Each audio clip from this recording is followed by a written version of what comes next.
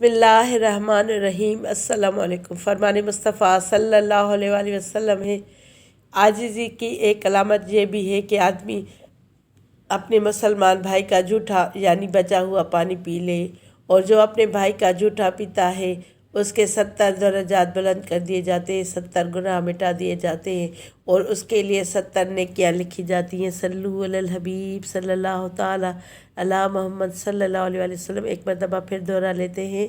फरमान मुस्तफ़ा सल्लल्लाहु अलैहि वसल्लम है, आजी की एक अलामत ये भी है कि आदमी अपने मुसलमान भाई का जूठा यानी बचा हुआ पानी पी ले, और जो अपने भाई का जूठा पीता है उसके 70 दर्जात बुलंद कर दिए जाते हैं, 70 गुनाह मिटा दिए जाते हैं, और उसके लिए 70 नेकियां लिखी जाती है।